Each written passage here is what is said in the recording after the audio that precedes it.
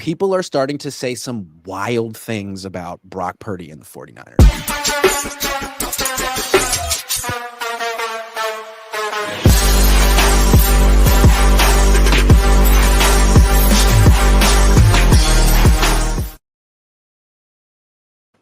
What's up? Welcome to a brand new show called Man Hold Up. And I got the inspiration for the title when I watched this video we're going to talk about in a second. I was watching it and I was like, man, hold up. I got to talk about this with my guy, Alex Frankel, who happens to be the CEO of the Hot Fat Guy Club. The Hot Fat Guy Club. And it has like more than 100,000 followers on TikTok. This is a serious enterprise. As you can see, he's extremely hot. And would I say he's fat? I mean, for the sake of his, I feel like you have to maintain it for your group now. I mean, you couldn't necessarily. But anyway, one way or another, you're looking good, dude. Good to have you. Thank you, Grant. Listen, no matter how small I get, I'm still going to be fat, so we might as well lean into it. And Hot Fat Guy Club. You can find me at hotfatguyclub.com, but not what we're here to talk about. We are here to talk about Brock Purdy holding up the 49ers. Yeah, and we're going to get to that in a second, but I want everyone to acknowledge that today, the Cohn Zone and the Hot Fat Guy Club is sponsored by Factor Meals, which really is a nutritious, chef-crafted, dietitian-crafted food service that's mailed to your house, and you can pop it in the microwave for 2 minutes, and then boom, you have a nutritious, delicious, substantial meal that'll hold you down for not an expensive price if you have code Cohn50off. So get started now at factormeals.com/Cohn50off and use code Cohn50off to get 50% off plus free shipping on your first box. I mean, wow. So I just wanted to throw that out there because I have a feeling that Brock Purdy is already on that code Cohn50off because, I mean, Brock's smart. So look, Brock didn't say this, what we're going to talk about. Brock is not involved in this. Brock is an innocent bystander, but Brett Coleman, who we all know, I mean, he's got a big YouTube channel. He started off doing film narration and breakdown, and now he's sort of transitioning into what, you and I are doing because why wouldn't you? It's a smart thing to do. So he came out with a really strong take about the 49ers yesterday. Instead of summarizing it, why don't we just listen to Brett and then give our instant reaction? Okay, there he is in suspended animation. Let's start. First things first, we're going to start with the offense. And the number one thing you need to take away is that the narrative that Brock Purdy is propped up by the Niners rather than the Niners are being propped up by Brock Purdy is ridiculous. This team, I am not even kidding, would be one of the 5 worst teams in the NFL if they did not have Brock Purdy, and it's not even close. Like, they are objectively bad. At least they were objectively bad in so many ways. And the only reason they were sort of kind of mid was because of the existence of Brock Purdy. He is not a system quarterback. He is the system.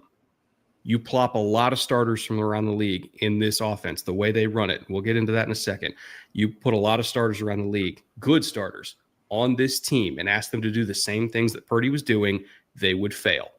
He is worth every single penny. He's the only reason all of these people still have jobs, because if you look at their draft history, there's a lot more misses than hits there. Like this roster has been depleted so much. And the only reason it still works is because they hit on a 7th round pick a few years ago. That is the glue that holds the entire franchise together. I really cannot emphasize enough how lucky they are to have him. That's okay. It's bad. I can.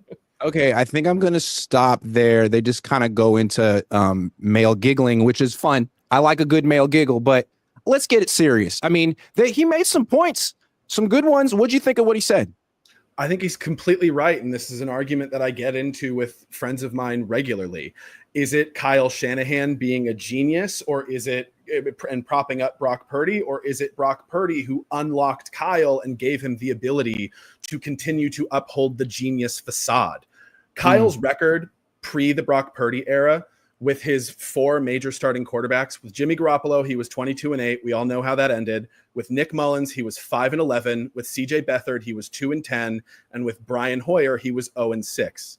So with a mediocre quarterback, we know that Kyle can win games when he has every single toy and piece around him to have a juggernaut of a roster to then go to an NFC championship or a Super Bowl and completely choke in the fourth quarter or overtime. That's beside the point here. Sure.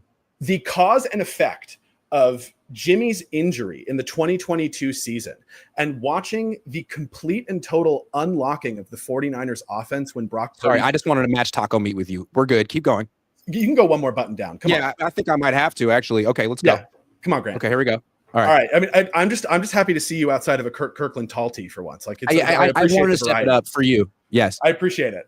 Yes. But we've very clearly seen that without even a middling without elite quarterback play within the Kyle Shanahan offense, we've seen how mid the team can be. And the two games that I look to the most are the Seahawks game, Brock's rookie year, specifically that one play where he fake to the left, fake to the right, and then found Kittle directly over the middle. Like that was the first time I remember seeing Kyle Shanahan being a genius in years. I was like, holy shit, this is completely different. We are in a whole new world here. This is unlocking Kyle. So that's my first reaction. Fair. Let me take it a different direction because I can't disagree with you on that stuff. But I love that you set it up. Is it Brock propping up Kyle or Kyle propping up Brock? What if there's a third option? Let me present option C, and you haven't considered this, so be open-minded. What if there's someone else propping up both of them? Is this really option CMC? Yes. Absolutely. Yes. How about, I mean, like when he's talking about like, man, Brock's not being propped up by the system. He is the system. No, dude. Christian McCaffrey is the system. And when Kyle lost a lot of ideas because they went to Miami, what saved him was trading for Christian. And I don't think I've been calling for Kyle to get fired for years. I don't think Jed would have fired him right after that Christian McCaffrey trade because it worked. Yeah. And like, look, Jimmy, I got the number. Like he lost the first game with Christian. They played the Chiefs. They always lose to the Chiefs. They scored 23 points. After that, they went on a 4-game winning streak. It's freaking Jimmy Garoppolo. And then he gets hurt. So they either would have brought back Jimmy or they would have signed Sam Darnold or both. And then those guys would have been on that incredible 2023 team. And I'm not saying they would have went to the Super Bowl. I have no idea. Would have gone to the Super Bowl. I always get that wrong. But I don't, maybe they would have. I feel like he said, only this guy can do play action. He's the best processor, man. I think he's kind of overstating. Like, first of all, the team was good in 2023. And last year, the team was kind of bad, but they were in a lot of close games, and he made it worse. I mean, he threw a game-over interception against the Rams in Week 15, then the next week against the Dolphins, and the next week against the Lions. So, and then I have one more stat for you. All right, hit me. Okay.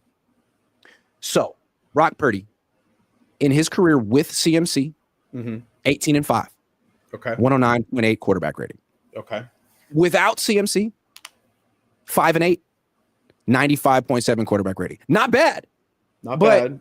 Not transcendent. Like those are Jimmy numbers. So I would argue that really it's CMC. And unless he comes back to being the CMC of old, this whole operation is in trouble, even with Brock Purdy.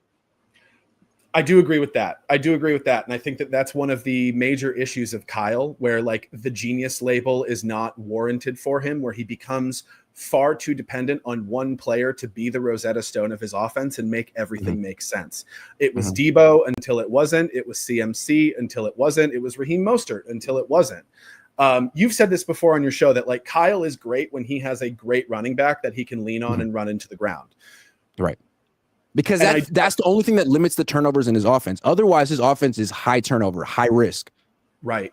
Yeah. It's true. I mean, it is all that throwing over the middle, at least with Brock. We do have, you and I will disagree with this. I think Brock's deep ball is a huge asset to the 49ers. It may not be the best deep ball in the NFL, but at least it exists in this offense. At least he's willing to throw it, unlike Jimmy. Exactly. Yes. At least it exists. Yes. And that's true. In 2023, one of the most infuriating parts of that whole season for me, and something that I was screaming about to my friend Tom, who I'll call out. Tom knows every take you've ever had without ever watching your show because I've told him everything, and he hates you. So he wanted me to tell you that. What's up, Tom? Mostly because I annoy the shit out of him. But he and I were talking about Christian McCaffrey, and I was like, Kyle's going to overuse Christian, and he's going to be shit in the playoffs because they're going to give him 8,000 touches in the regular season, and they need to utilize Jordan Mason because we need the lightning and the thunder of both of them. You use Mason to just wear down defenses in the third and fourth quarter of games and break their fucking spirits. But instead, you couldn't get CMC to come off the field, and lo and behold, most important game of his entire life, he fumbles on the first drive. Yeah. Like, oh, look, the exact most predictable outcome that everybody saw except for apparently Kyle Shanahan. Yeah. Yeah. So I'm gonna give you one more stat. Please. I'm going to give you one more stat. I'm sorry. This is for your friend Tom, who doesn't like me. So again, I said Brock was 18-5 with a 109.8 quarterback rating with CMC. Here's Jimmy with CMC. 5 games, 4-1, 110.7 quarterback rating. I posit to the good people of America that it is CMC that is propping this offense up. And without him, I don't know. I mean, if they hadn't traded for CMC in 2022, I don't know that Kyle would still have his job, because all the things that Brett Coleman brought up after that, the terrible drafting, like then that gets magnified. But I feel like CMC pretty much was the deodorant for 2 years covering that up. You know, it's interesting. And he's so handsome, man. He is so handsome. I think a lot about the parallels of the Harbaugh era 49ers and the Shanahan era 49ers. And one thing that I come back to constantly is the 2012 draft. That was when Seattle lapped the Harbaugh era 49ers because they hit on Russell Wilson, Bobby Wagner, and a bunch of other guys that were Hall of Famers in that draft. And we had AJ fucking Jenkins, who, by the way, I met at the Santa Clara. This could be the year. It could be. I met AJ Jenkins after he got drafted by the 49ers in the Santa Clara In-N-Out, and I thought he was a high school kid. He was so little. Anyway, you look at those 3 drafts. He's got my size. Right? Teeny tiny. 2021, 2022, and 2023 drafts, and all of those first, second, third round misses. And you look at what the Rams did, what the Cardinals did, and what the Seahawks have done. Now, whether or not that comes to fruition or not, we don't know, but we have already seen the consequences of the 49ers missing on so many high draft picks over and over and over and over again. Like, how many problems would we have had solved last year, not including whether or not Dawan Jones was hurt last year, but if we took him instead of Jake Moody with the 99th overall pick in the 2022 draft? Like, how? Yeah. It's the same thing. It always comes down to Kyle's ego. He thinks that this guy is the key to his offense, and then they do one thing that pisses him off in practice, and then you never see him on the field ever again. Can I say one thing though? Like their draft record was abysmal in those 3 years, and like they missed on a lot of things they shouldn't have. Obviously, the Trey Lance, you're getting nothing for that, magnifies it. But they did trade like 3 picks for McCaffrey. Right, that was the best thing they did, and they should do more of that. And the funny thing about that McCaffrey trade is like that to me is the one thing you could say, man, that saved Kyle's job. And Jed, after they won the NFC Championship game against the Lions, he comes out so happy talking to the media in the press room, and he's like, Kyle didn't want to do the Christian McCaffrey trade. Kyle didn't want to do it. He thought he was like negative, and I stepped up and I said, okay, Kyle, if we don't get him, the Rams will. Is that what you want?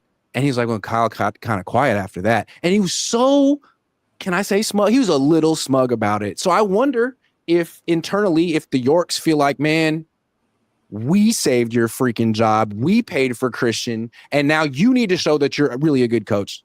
Because we like Brock and we like Christian, and we don't know about you, man. It's been a long time. Let's hope so. Yeah. Let's hope so. Let's hope that they are putting the fire under Kyle's ass. I get into this argument all the time. Is Kyle a good head coach or not? Kyle is a good coach, period. Is he a good head coach? Talk to me after he's won a Super Bowl. Kyle has proven to me over and over and over and over again that when he is at that moment that decides whether or not you are going to be great or you are going to choke, he chokes every single fucking time. And that's been his history. Yeah, it has been his history, and it's been his history at every big moment, everywhere he's been. At what point are you a choke artist? I mean, how many times do you have to do it? And how many different ways do you have to do it before you're just like, you know what? He's great until the pressure's on, and then he just doesn't have it. That's what it is. Right. Listen, we can what was it, 2021, the Jaquiski Tart interception. We can put a lot of the blame on his shoulders, but for the fact of the matter is we had a lead in that game. Yeah, and just like if he had intercepted that pass, that doesn't mean that Kyle Shanahan wouldn't have found a way to choke away the game after that, or that he would have won the Super Bowl the following 2 weeks. You know what I mean? Right. He finds ways. He had a lead in an overtime and lost it. He won the coin toss and blew that. I mean, come on. He's legendary. I don't even want to get into the lore of Kyle Shanahan goes deep. The coin toss. The most frustrating thing of that last offensive play in that Super Bowl was the fact that Christian McCaffrey was being used as a decoy. Why? Yeah.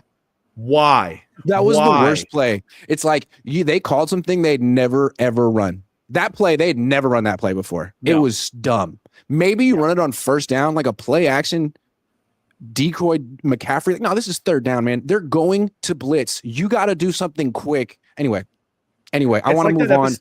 It's like the episode of South Park when they were talking about smug and everyone was smelling their own farts and just loving the smell. Like that's how I feel like Kyle turns into Santa Clara. That's what I feel like Kyle turns into in the fourth quarter of do or die games. I think there's something about, look, you're from the Bay Area. I'm from the Bay Area. We do really, feel ourselves when we think we have a tendency to feel like we're cutting edge. Because it's Silicon Valley and Bill Walsh was here. Anytime there's a successful anything, it's like, oh, are we the smartest up and coming organization in the world? Are we the center of everything? Are we better than you? I think so. Yeah. And that's sort of the attitude of the fans and the organization. For a Super Bowl. Yeah. We're still living off of accomplishments from 30 years ago. Harold McAllister says out in Germany right now, still trying to catch you live.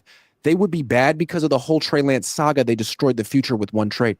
Another thing. So here's my point to rebut Coleman saying that Brock Purdy's the system. Man, even Trey Lance put up okay numbers. His quarterback rating on the Niners was 85. He was 2-2. And he never played a game with Christian McCaffrey. And he's terrible.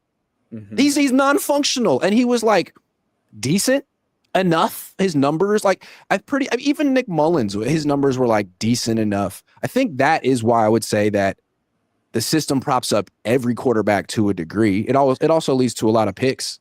But I think the biggest difference, though, that I could feel it watching the games was when Purdy took over. Kyle had a level of confidence in him that we've never seen him have in a quarterback before. Which is where I do think Purdy should get credit. Since Matt Ryan, right? Yes. And Matt Ryan won an MVP. I was expecting the Tommy John surgery got in the way of this, but I was really excited to see Purdy's second year in Shanahan's system because that was the big thing. Ryan was middling to good his first year with Shanahan, and then the second year was when he won the MVP and went to the Super Bowl. And I am excited this year to see what Purdy looks like after a full offseason with no rehab and no recovering from the trauma and depression of losing a Super Bowl in overtime. Yeah, absolutely. No excuses. Long offseason. You're refreshed. Dangerous Dave's Jeeping Trips. I can't say that. Says, G, love the show. Thanks for your continuous help. Love you too, man. Thank you. Appreciate you, Dangerous Dave. Okay. We talked about Kyle a minute ago. Do you think Kyle will evolve this year? I think a lot of people are looking at him saying, this is the year that you need to use more than one running back. You need to do things a little differently. Deebo Samuel's gone. You don't have your little binky anymore, your security blanket. So what is the next evolution? Is there another evolution of Kyle Shanahan? What do you think, man? Or is he going to be worried about his binky? Kyle needs to graduate from the binky to a teddy bear. It's a big step when you go from binky to teddy bear. It's a big step. Yeah. Like Kyle, did you watch Severance? No. You should watch Severance. There's a bit in the first episode of Severance where the main character's sister is about to have a baby and he ends up staying over at their house, and they have all of the kids' beds from the crib to like the little kid bed, which is a race car, to the adult bed. And they're like, it's traumatizing to switch beds. So we want to have them all in the same room. Kyle, you got to grow to the next goddamn bed. Will Kyle evolve? Probably not. Probably not. Let's be honest. It's probably not going to happen. We've got 9 years of data here. It's probably not going to happen, but we can be optimistic and hope that it might. And that evolution, if it's going to be anything, it was you guys said it on the show the other day. It's going to be using your speed guys, Garendo, Cowing, and Watkins. What contributions are they going to be allowed to make this year? Because the Niners haven't been fast for a long time. They haven't had real speed on that offense since Mostert. Yeah, it's true. I mean, to me, it all comes down to his usage of McCaffrey, because my theory is that Brett Coleman is essentially correct. Although 2023, they had a great roster, but last year they didn't, even though it was like the 9th highest graded team on Pro Football Focus. That team had a bunch of problems. Yeah. And I think it's because Christian McCaffrey wasn't there to prop it up anymore. Kyle Shanahan was burnt out and out of ideas. So what he has to do is find a way to preserve Christian McCaffrey, or, I mean, he can't just lean on him and say, be the best player in the league anymore. So can he do that? I mean, or is he going to get him hurt by mid-October? If he gets him hurt by mid-October, the team's going to miss the playoffs and he's going to be on the hot seat. Yeah. If he actually keeps him healthy and finds other ways to score touchdowns and move the ball, I mean, they could go really far. So I think it's all about how he manages the one player who's been propping him up for the last 3 years. And I think there's 3 ways that I think that should happen. Number one is Kittle has to be the number 1 receiver until Ayuk comes back. Kittle can no longer be your 6th offensive lineman. And it's the snake eating itself. Jennings should not have more targets than Kittle. I agree. And I love Jennings, and Jennings is on my fantasy team. I need him to produce, but no, Kittle should lead this team in That's targets. like Klay Thompson taking more shots than Steph Curry. Like, no, it's backwards. Right. No. I'm with you on that. Kittle would be the greatest tight end of all time, and we wouldn't even talk about Travis Kelce if he had the same type of usage that Kelce had. But the sheer fact that Kittle has to compensate for Colton McKivitz or Mike McGlinchey or whoever else our Swiss cheese right tackle is on any given Sunday we're so lucky that Kittle has the attitude that he has. And he has to deal with big brain Kyle, who wants to get the ball to Juwan Jennings 115 times in a season.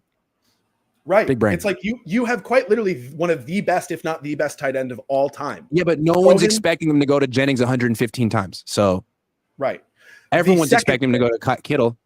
The second thing, 2 running back sets. We've got to phase out Tang. If anything, Tang should be a glorified second tight end over Luke Farrell.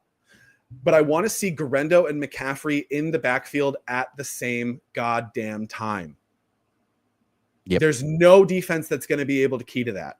And then because there's so much you can do. You can motion one guy out of the backfield. You can motion them both out of the backfield. You could, there's so much you can do from that. I'd like to see Kyle, implement his, because if he had Mike McDaniel, I guarantee we'd see that. Mike McDaniel would be chomping at the bit to show the whole league what he could do creatively from that personnel package. Kyle's so stuck in what he's been doing for a long time. Right. The other thing, and I don't know if his body would be able to handle it, but I would love to see Cowing in a Debo role. Yep.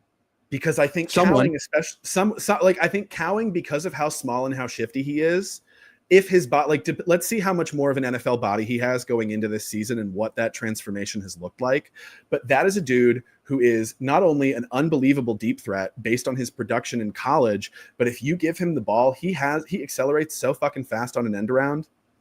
How about a screen? How about a fucking screen? They don't really call those very much on the 40. I don't know why, because they call them a ton on the Dolphins. It's the same system. And they also call them a ton in Denver. Sean Payton's like 65 years old, but no, ton of screens over there. Andy Reid, you'd love to see that because Cowing, explosive. You could call him for Garendo. You call him for Watkins. And these are easy, explosive plays where the whole defense is focused on Jennings and McCaffrey and Kittle. Right. Give me a bunch formation on either side with Watkins, Garendo, and Cowing on the same side with Kittle in the backfield so you can leak him out and Jennings on the other side. Yeah, it just seems like there's so many ways that you could draw the defense's attention to one side of the field and set up a screen to Cowing or Garendo or someone that they're not concerned about on the other side of the field and get a touchdown. I'd like to see that. I wonder if one of the reasons why we don't see them run screens more often, do you think it might be because they're concerned about Trent's longevity in space like that? Man, I have no idea why they don't do it. It doesn't seem to make a lot. I see what you mean. It doesn't seem to make a lot of sense. It seems like it would only help Brock. They used to do it so much for Jimmy. If you go back and look, he would throw a lot of screens, but that was back when Mike McDaniel was on the team. I just think it's like not something that Kyle Shanahan is as proficient with. Maybe it's not a part of his playbook he's as confident in right now without McDaniel. Yeah. I don't know. Well, I mean, they used to have those little passes. Right. The straight up underhand pack. When was the last time you saw Brock do that? Maybe I don't understand. I do love those. Yeah. It is interesting too. Layups. You've said this before, like you look at the Kyle Shanahan coaching tree and all of his disciples that have become head coaches, and almost none of them take his drop back passing game with them. No. Yeah. No. Like, his running game is great. And then the way he pairs the running game with the play action game, I mean, that's what make the Shanahans, but there's like so much more to offense. Drop back, screen, accounting for blitzes. I mean, his system isn't really good at any of that. Is this year the year that we're finally going to see Purdy get a little bit more control over the line of scrimmage, and we're not going to have Jake fucking Brendel's turnstile ass? No. Is anything really going to change? I would be, dude. I'm if he changes something and evolves, I'd be the first one to acknowledge it. You and I, and praise him. I just don't think he can. He's 45 years old. Who starts their evolution process and growth process at 45? If it took you that long, you might just not be able to do it, because evolution and growth requires like honest self-reflection, which is hard. It's hard to do, right? And as we've seen, Kyle has an ego. Kyle has a super ego, and he will not like. How many times have we seen you say something about quality control, and that week on the field, Kyle goes and does the exact fucking opposite? The opposite. Mm-hmm. That's Kyle. So that's why I always say we might be able to trick him into evolving by using the reverse psychology method. But that's what you use on 2-year-olds to get them to eat their peas. You know what I mean? Right. Don't eat them. Right. Don't eat them. Don't do it. That's where we're at. Yeah. Don't rotate in running backs. Overuse Christian. That's smart. You got to do that. I mean, look at the Buccaneers last year and what they did with Bucky and Rashad White. There's so many examples. Fred Taylor and Maurice Jones-Drew in Jacksonville way back in the day. Detroit. David Montgomery and Jahmyr Gibbs. Jahmyr Gibbs to me is a better player than Christian McCaffrey. Hot take. Yes. Jahmyr Gibbs, better player than Christian McCaffrey. They're not fucking overusing Jahmyr Gibbs. They're like, sorry, this is our franchise. Yeah, he's the best player in our team, but like we need to preserve him for 10 years. What the fuck? No. Run him into the ground until you win a fucking Super Bowl. 3 years tops. We saw what we did with Terrell Davis. That's the shelf life. 2.5. And that's unfortunate for the player, but that's what we fucking need on the team. So go get me listen, I'm 33 years old, and like I am a fan. I don't have a press pass. I am a fan. My life has been nothing but pain being a 49er fan. All I have ever known is getting to the cusp of true joy and happiness, only to have my soul ripped out at the last possible minute every single time, except for 2022 and the Eagles game. But it's like, come on. I would take 10 years of not winning a game just to win a fucking Super Bowl this year. That's how we're at. So you're 91 or 92? 91. Yeah, so you would have been not quite 4 years old when they won the first. Yeah, you don't remember it. I don't remember. Thank goodness I was 6. That was the first season I remember. So I have a feeling. And it was like, oh, I love the Niners. I'm going to follow this team because they win the Super Bowl. At the end of the season, I'm happy. Yeah. And then like after 20 of those, I'm like, you know what? Fuck this. Anyway, Harold McAllister says, I don't know Alex, but this guy's cooking. Thanks, Harold. All right, let's look training camp 2 weeks away.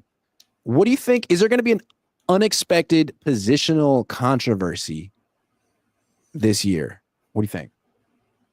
I hope so, because we've got a lot of young guys on this roster, and I really do hope that we get someone that none of us expect that's going to come through and be an absolute superstar.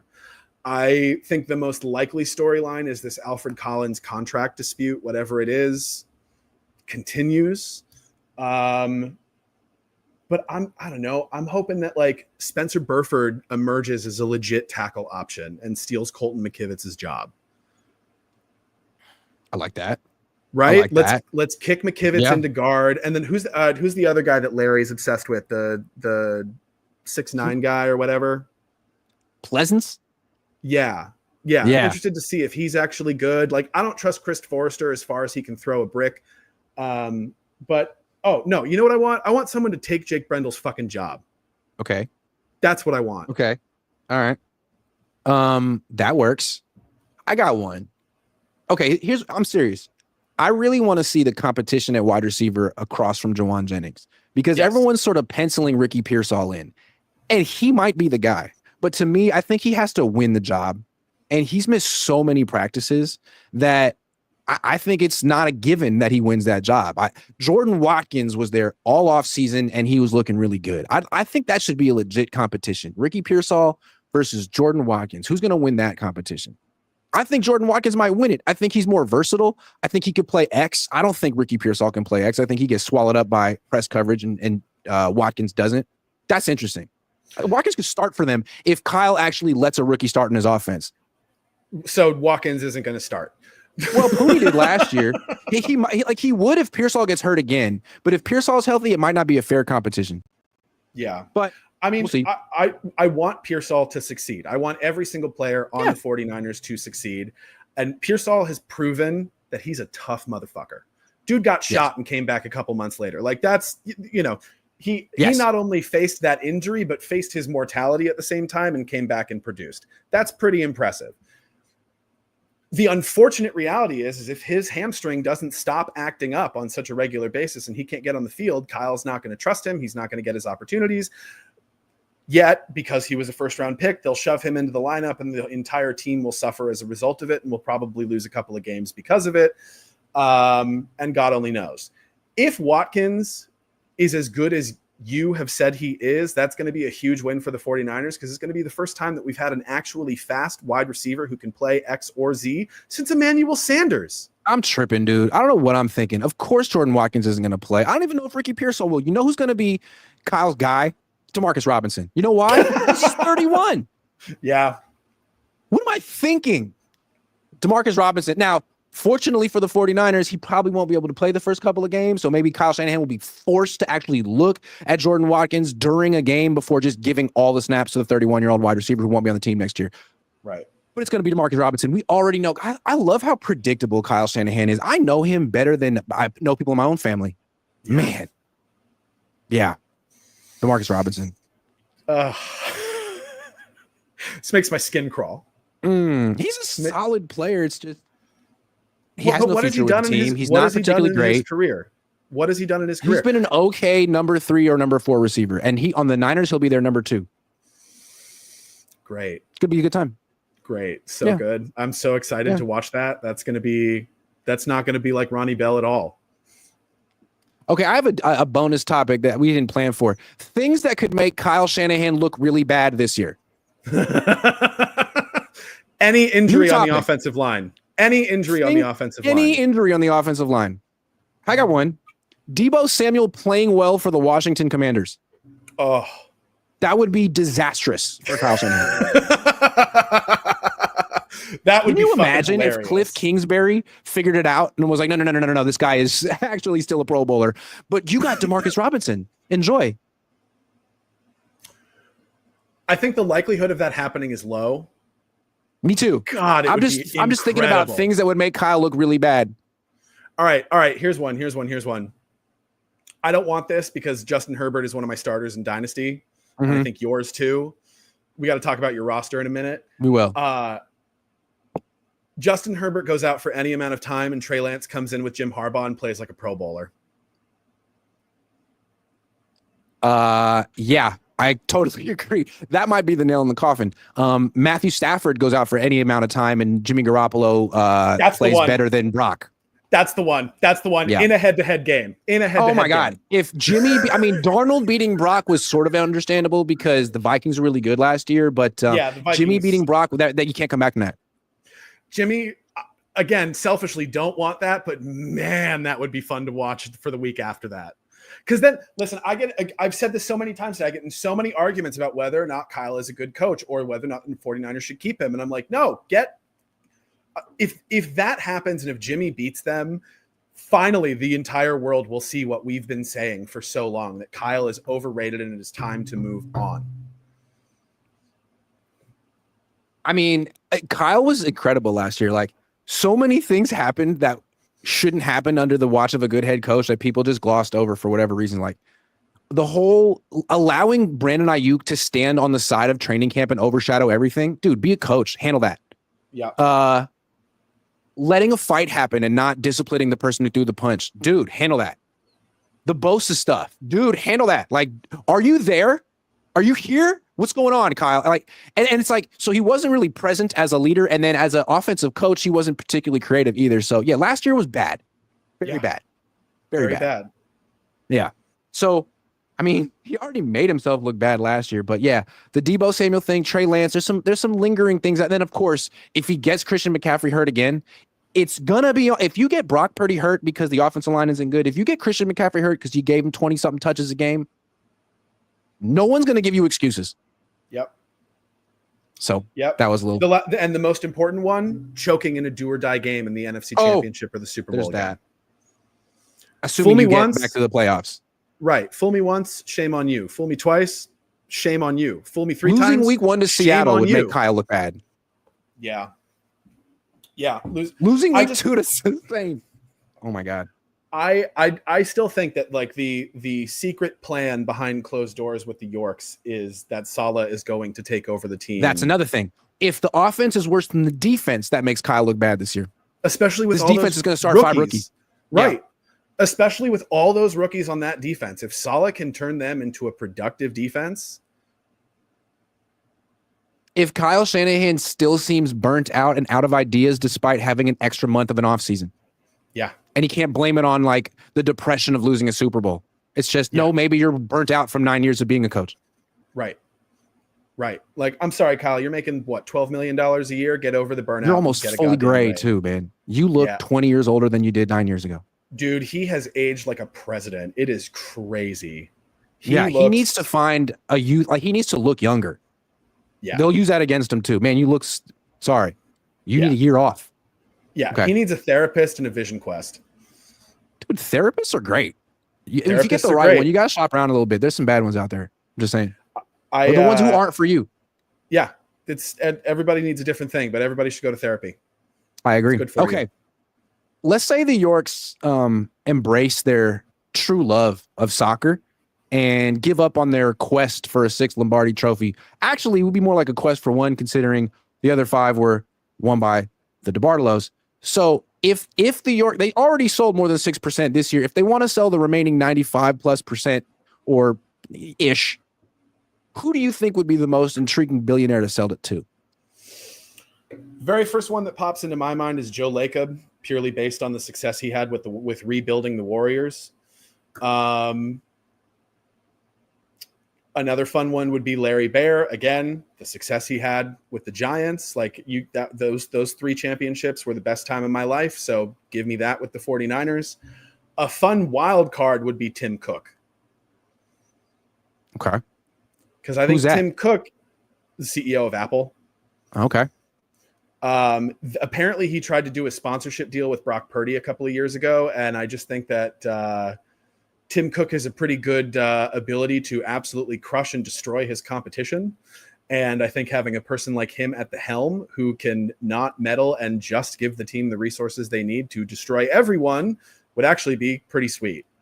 But it probably won't happen. I feel like what people our age would like is them to sell to a richer ownership, although they have money, an ownership that's more focused on the football product and the business product, more focused on winning at all costs than turning a profit, because the Yorks have done a good job of like raising the valuation of the franchise. But it just feels kind of corporate and sterile. So I don't know. I think what's unfortunate is that like in the future, if a group like them were to sell their team, they'd probably sell it to some huge, like to Google. Google bought the 49ers. And it's like, okay, well, Google's one of the biggest companies in the world. That's great. But like, how much does Google really want to invest in football? Are they diehard Niner fans, or is this just like another revenue stream for them? Would it be good for the 49ers to be owned by Facebook, Meta? Ugh. You know what I mean? Like that, I feel like that's what's going to happen, that these teams are going to be worth so much money that to actually buy one, you'd have to be one of the top 50 companies in the world. And then, is that even like, then Google buys 50 teams and there's it's like the multi-club ownership that the Yorks are trying to do, but then Google can really do it better. And then as a fan, you're like, well, good. Cool. I'm rooting for Google now. It would be, I would want someone to buy the team with the level of, what's the word I'm looking for?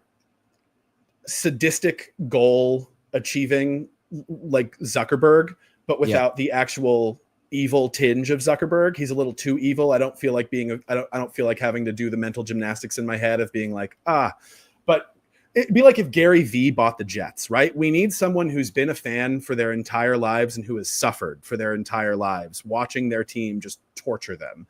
And, Woody Johnson will never sell the team to Gary Vee, but like Gary Vee's been screaming and yelling how bad he's been wanting to buy the Jets his entire life. Like that would be the perfect scenario for me with the 49ers. I just don't know who that is in the Bay Area. Well, I think, when I was growing up, the owner that I thought was always cool was Mark Cuban. And that's sort of what I'm thinking. Like Joe Lacob sort of looked like that, but he's been kind of unwilling to go over the salary cap apron in the NBA the last couple of years. It seems like he's trying to save money now too. But Cuban, he made it clear he never really made money with the Mavericks. He made a bunch of money in his 20s and 30s and bought the Mavericks as a passion project because he loved basketball, probably meddled too much, did win a championship. But like, that's what he bought it because he loved basketball and he wanted to win a championship. Not because he was like, man, this is a new, interesting way for me to make more money. Yeah. And I think that's just all fans want. And that's not exactly what the Yorks are, although Jed tries to present himself as that way. But he's not. If Jed was actually serious about winning, he wouldn't have signed Kyle and John to extensions before the Super Bowl that they lost. And also wouldn't have said that we would have been happy with that season, even if we lost that NFC Championship game against the Lions. Jed, are you fucking kidding me? Are you kidding me? What? No. We're the 49ers. We win Super Bowls or nothing. Losing an NFC Championship the Celtics would never say that. The Celtics would never say that. The Lakers would never say that. You can't say that. No, you should be disgusted if you lose that game. Yeah. And what's crazy is he's the guy 10 years ago in his early 30s or late 20s who said we don't hang NFC Championship banners. Man, he realized that, you know what? It's all about making money, not hanging banners. I don't know. Yeah. So sell it to Google. Sell it to me. I think in 5 years, I'll have enough money to buy the 49ers.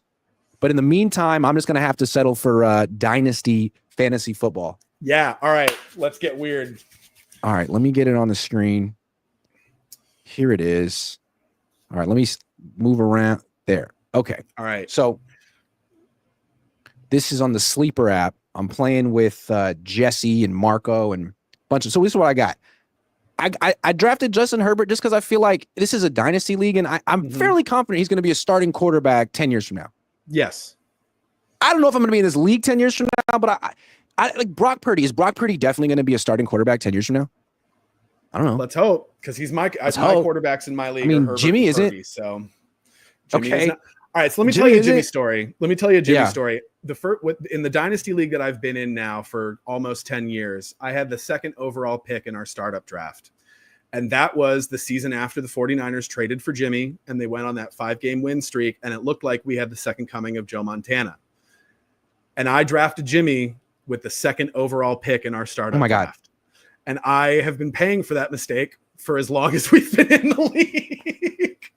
So these are crucial decisions. Now, my first pick was Jahmyr Gibbs. As I say, I feel like he's the second coming of Marshall Faulk. I think he's a better player than Christian McCaffrey. I think he's someone I am betting on for the next 5 to 10 years. Caleb Johnson. I mean, it was a 12-person league, and running backs got pretty thin pretty quick. So hopefully, rookie for the Steelers. All right, let me see your bottom of the roster, guys. Okay, I got your starting lineup is good. Khalil Shakir, I like him. Brian Robinson, I'm nervous. They got brought in Debo. Is he still going to be the running back, or is Debo going to take some of his share? Then you got rookie Jaden Higgins, hoping CJ Stroud likes him. I got Jordan Love, another guy I feel pretty confident is going to be a quarterback for the next 10 years. I also got Stafford as like a short-term. He might be my best quarterback. I don't know, but he's older. And then I got a bunch of, this is what I don't like about this league is it's just too deep. Like there's not going to be a fun waiver wire because I have like 13 people on the bench. So I got Trey Benson, Keaton Mitchell, Michael Wilson, Jalen McMillan, Xavier Leggett, Tutu Atwell, Jalen Naylor, Hunter Henry, Juwan Johnson. I mean, it's pretty deep, but my team's okay. I'm projected to lose week 1, by a lot. But I mean, what are you going to do? It's a long play. So I'm playing It's So Purdy week 1. It's So Purdy. I don't want to lose that game. I don't want to lose that game. My 3 quarterbacks on my team are Purdy, Herbert, and Michael Penix. So my team name is Brock Hard Penix. Oh, that's great. Love that. Yep. Thank you. Really smart.